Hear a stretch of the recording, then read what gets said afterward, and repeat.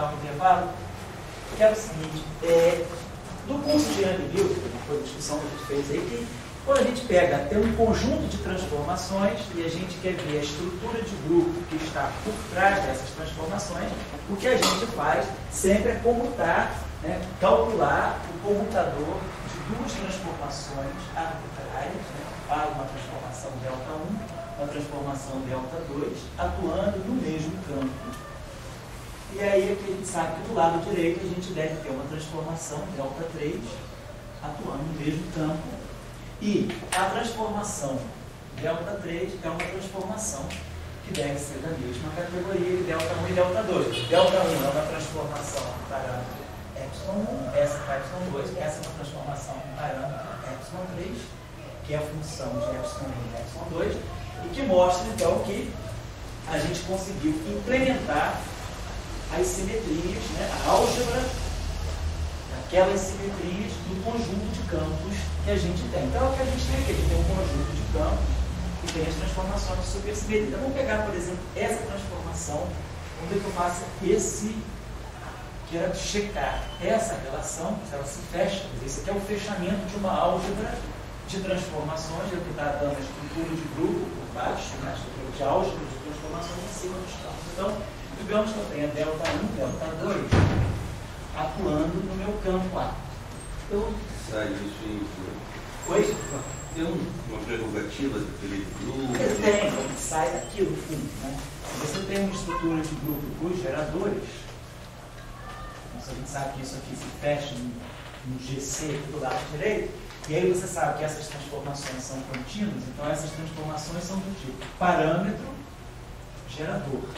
Então, aquilo que vai ser o comutador das transformações, você joga para os comutadores dos geradores, e os geradores, tendo uma estrutura de grupo por trás, garante, né, a estrutura. Em geral, na teoria, a gente não faz esse exercício, porque não precisa fazer esse exercício, vamos dizer, porque a gente já conhece a álgebra de Young-Mills. Então, se eu sei, por exemplo, pegar lá o caso de Young-Mills, delta psi. Vamos dizer, eu tenho um parâmetro, sei lá, epsilon A, gerador GA e J, psi J.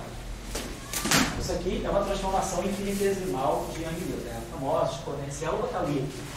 Exponencial, transformação, pode ser local, global, é uma transformação contínua de Young-Mills. Então, se eu fizer duas transformações, significa que eu vou pegar Δ1, Δ2, menos Δ2, Δ1, atuando em psi. Bom, então, vamos dizer, eu faço isso aqui e depois eu troco um. Então, primeiro eu vou ter Δ1, primeiro ter Δ1 de Δ2 psi. Quem é Δ2? Vamos esquecer os is. Vamos esquecer esses is todos. Então, Δ2 do psi é o parâmetro ε2 a GA e J psi J. Então, isso aqui é Δ1, Δ2 psi. Agora, eu vou ter que tirar o Δ1 do psi J. Então, isso aqui vai me dar ε2a GA e J. Δ1 do psi J. Δ1 do psi J é o parâmetro εb, gb, jk, psi k. Então, vou colocar esse terminho assim que for. εb, ε2a. Aqui na supersimetria, eu estou falando cálculo no caso do ozônio, porque no caso da supersimetria a gente vai ter que ter cuidado quando mexer nesse parâmetro por causa das anticomutações, né? Mas no caso, então eu estou fazendo esse cálculo como o Dória sugeriu aí, no caso de uma simetria de gauge não abeliana. No caso de uma simetria não abeliana, os geradores GA e campos psi, uma certa representação do grupo de gauge. Está fazendo assim, né? A esse ponto não importa se o parâmetro é global ou local. Então, ε1b, ε2, estou jogando tudo para cá, ε1b, ε2, GA e J, G e J, psi K. Esse é o primeiro termo. O segundo termo é menos, só trocar o 2 com 1. Vai ficar ε2d, isso eu nem fazer, ε1a, GA, J, JK, psi K. Só troquei 1 com 2, vou subtrair. Então, vamos dizer que eu possa fazer assim, para poder, como esses índices são mudos, A é mudo, B é mudo, J é mudo, K é mudo, né? O I não, ele está lá, eu preciso. Então, eu posso trocar A com B. Então, nesse segundo termo aqui, eu vou fazer B virar A e A virar B. Eu vou bater com isso aqui. Então, fazer o A virar B e o B virar A. Então, eu posso fatorar esse terminho aqui. ε1b, ε2a. Aí aqui eu vou gerar o que? Vou gerar GA e J, GB, JK, menos GB e J, GA, JK. Então, no fundo, eu estou gerando um comutador de GA com GB, elemento e capa simpático. Como esse capa é múltiplo, a gente pode chamar de J. Então, agora sim, a estrutura de grupo está aqui. Isso aqui é, esquece do I, né? De F, nós estamos de estrutura F, A, B, C, GC e J. Então, o que a gente mostrou, aqui, a gente mostra dessa forma, é que esse computador aqui, delta 1, delta 2, psi, está dando para nós, vou lá, ε1b, ε2a, f, a, b, c, gc e j, CJ. Então eu poderia pensar o seguinte, ó, isso tudo aqui eu vou identificar como um Epsilon 3C. Não esquecer do, né? A gente esqueceu de definir isso. Então, claro, esqueço isso aqui, no fundo, essa combinação aqui está me dando esse parâmetro, Epsilon 3C, que é quadrado, depende de Epsilon 1 e de Epsilon 2. Então eu posso chamar esse C de A. Então a gente mostra que isso aqui nada mais é do que uma transformação delta 3 da atual em si.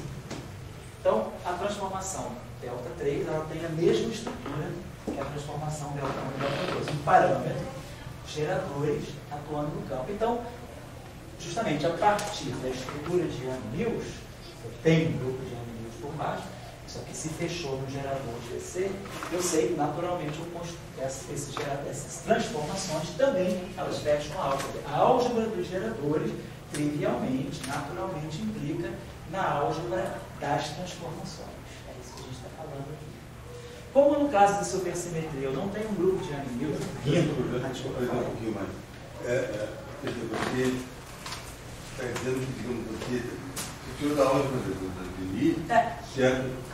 Que as transformações têm a mesma natureza, isso. Assim. Então, quer dizer, da álgebra de Lie dos geradores, eu tiro uma álgebra das transformações contínuas. Isso aqui é uma relação algébrica, não para os Gs, mas para os deltas. Tá? Isso aqui, eu pego uma transformação, outra transformação, está me dando uma terceira transformação. Então, eu criei uma álgebra de transformações. Claro, imediata ela sai, porque quem está por trás de tudo é a álgebra de Yang-Mills. A álgebra de Yang-Mills me leva naturalmente a uma álgebra dessas transformações.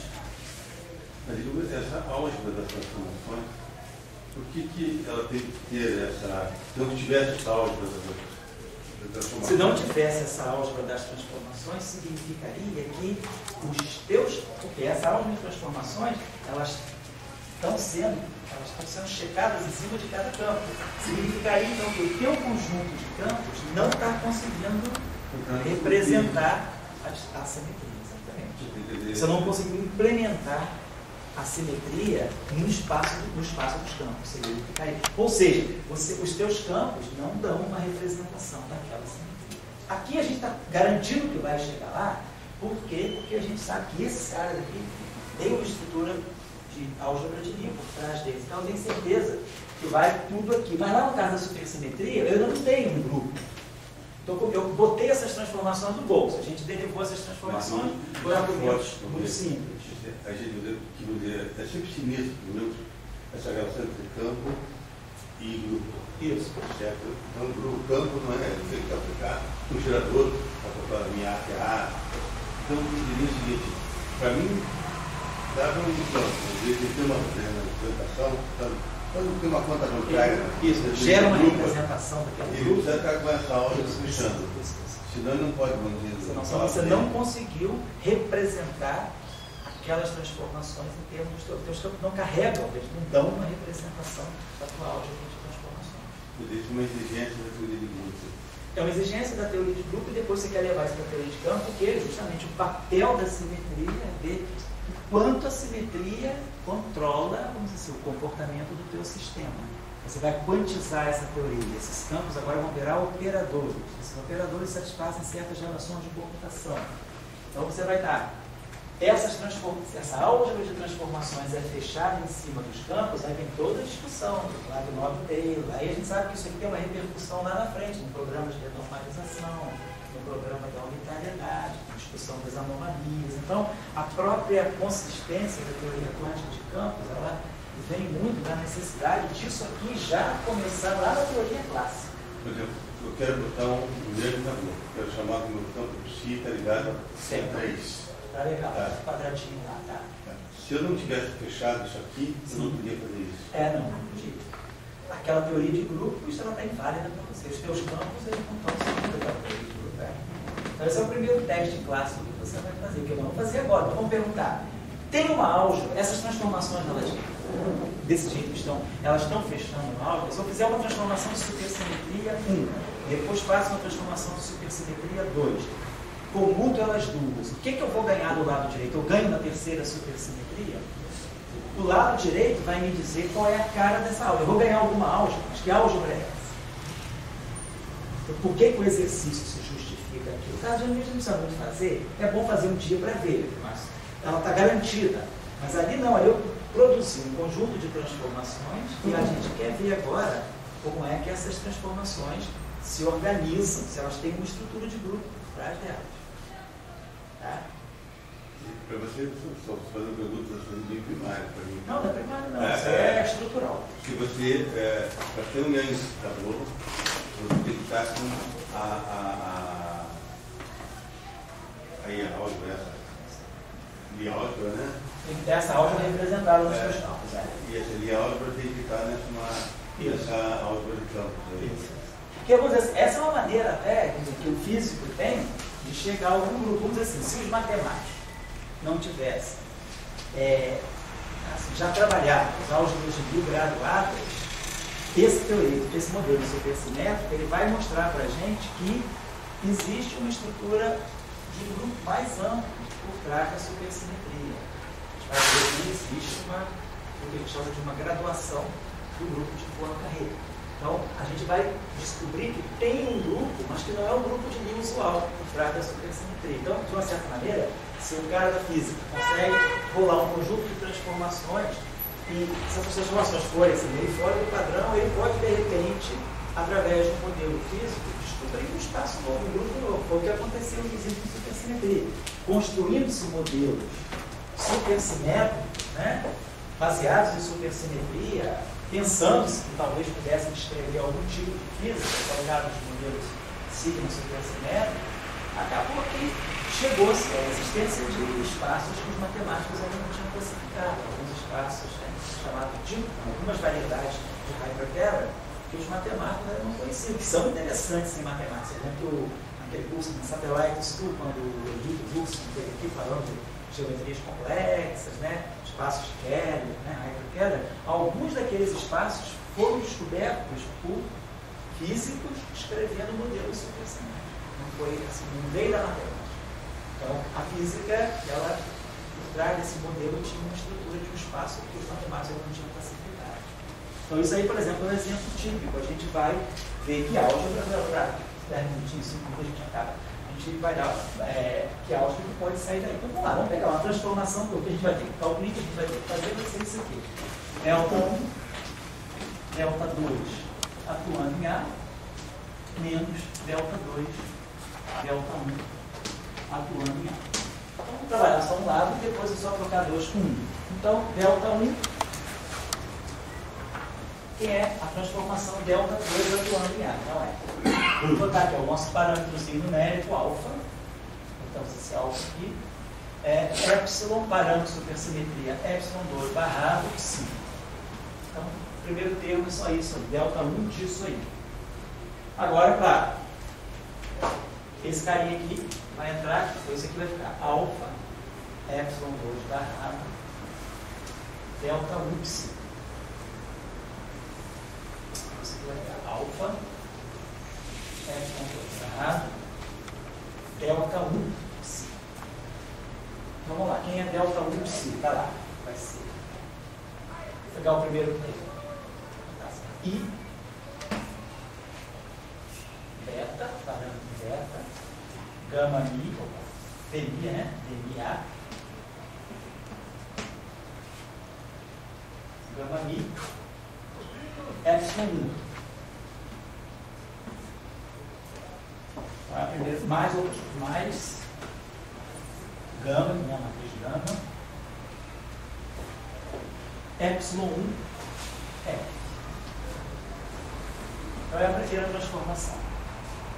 Vamos pegar agora assim, menos o segundo termo. O segundo termo é só botar um sinal menos e trocar 1 com 2.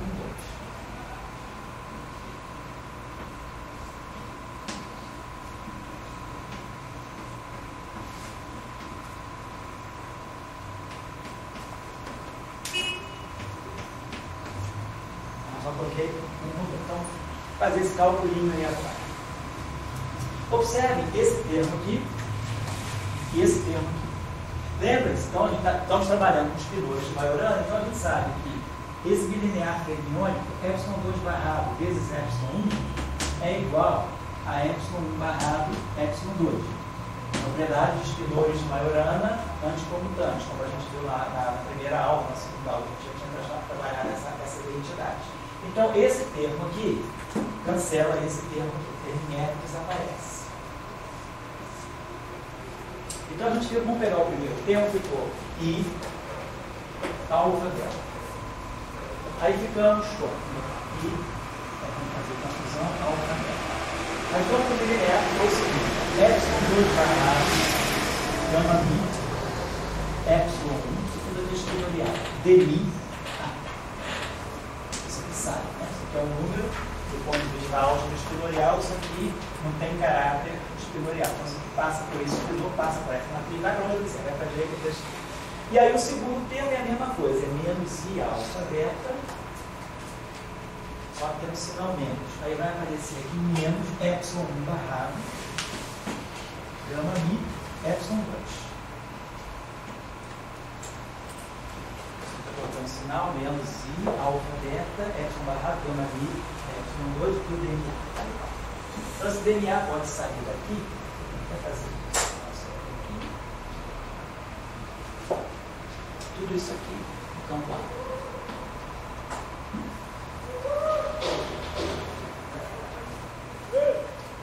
Ou então, lembrando também que nós já tínhamos aprendido, álgebra espinorial, os pilores de Majorana, essa relação aqui é menos isso aqui.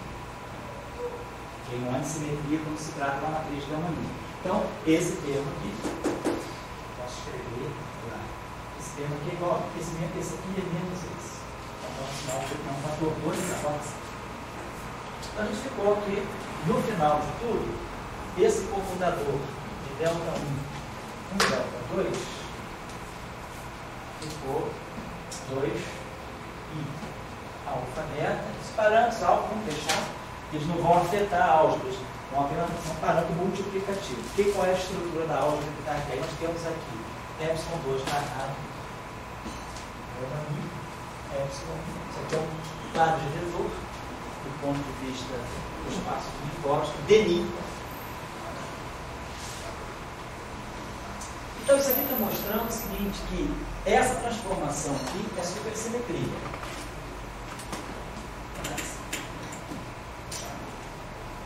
Essa é supersimetria. Mas agora, nós sabemos que quando nós fazemos uma transformação que é desse tipo, né? Isso aqui é um quadro de vetor, então isso aqui faz um papel de um... Isso aqui não é...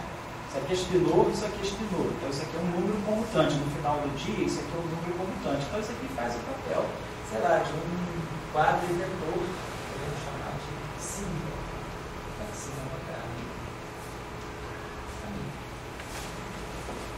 Então, a gente está... E isso aqui, quando a gente tem delta A igual a mim, dmi, tá? Isso aqui significa que eu estou falando de uma translação, né? A linha, né? A x mais a x mais a mim dmi. Então, uma transformação de translação no sentido ativo. Então, o delta A, né, é o delta y x menos y x e a mim.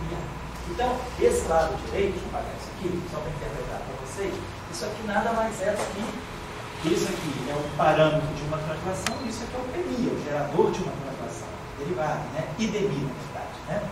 Então, esse seria um gerador de PMI. Então, o que a gente está mostrando é que esse terminho aqui está me dando essa transformação Δ3 que está aparecendo aqui, não é uma transformação Δ3 de supersimetria.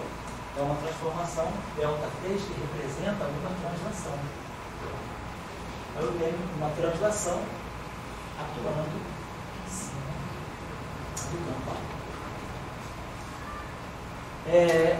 Vocês poderiam pensar o seguinte: esse I aqui está estragando porque a translação de um campo real deve ser um objeto real. Mas aí lembrem-se, vocês estão lidando com um mundo fermiônico. Essa grandeza aqui, epsilon2 barrado, gama mi, epsilon1, está aparecendo. Se eu tirar o complexo conjugado disso, isso aqui, quer dizer, a mesma coisa de tirar o barrado. Então isso aqui vai ficar epsilon1 barrado, gama mi barrado, gama mi, epsilon2. Mas esse objeto aqui é antissimétrico. Então isso aqui é menos epsilon2 barrado, gama mi, epsilon1. Então, essa grandeza que está aqui, ela não é um número real. Ela é um quadrivetor puramente imaginário.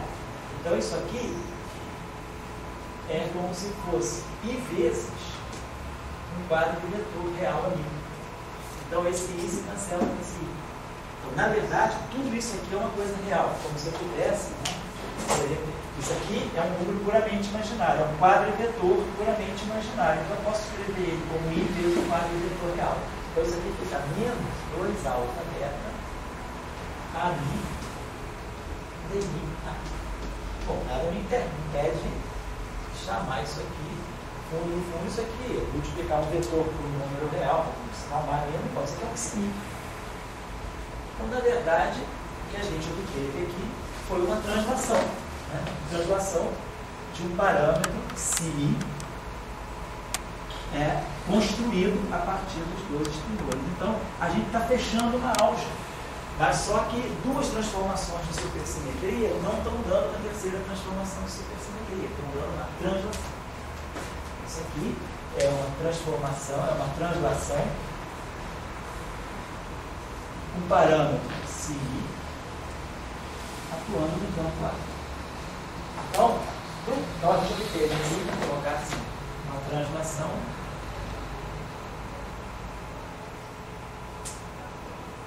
parâmetro psi atuando no campo.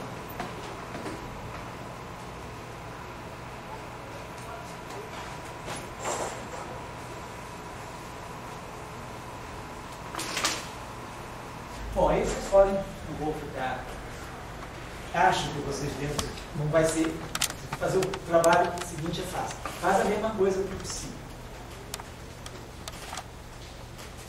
Aí vocês vão ter que variar isso aqui, vai fazer a variação, vai precisar tirar a variação do A, que vai envolver o psi, e vai tirar a variação do F, que vai envolver o psi. Então vocês vão ter que, vai dar homogêneo. Vai ter o seguinte, se ele fizer a mesma coisa, se pagar isso aqui agora.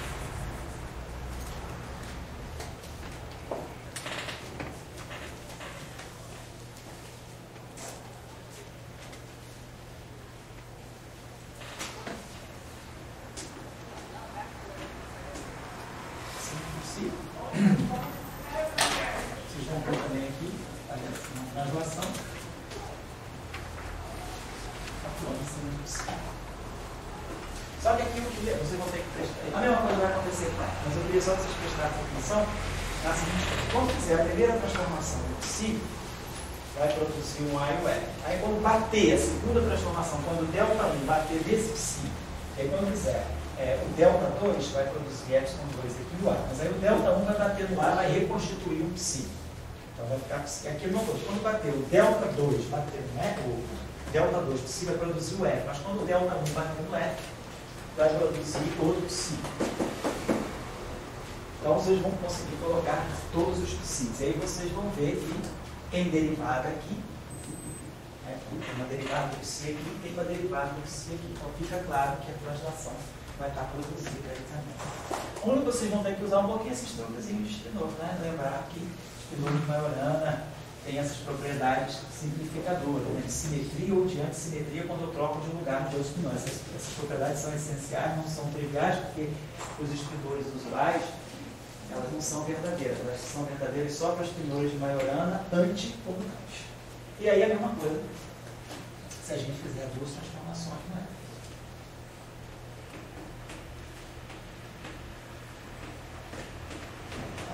Então, o que a gente aprendeu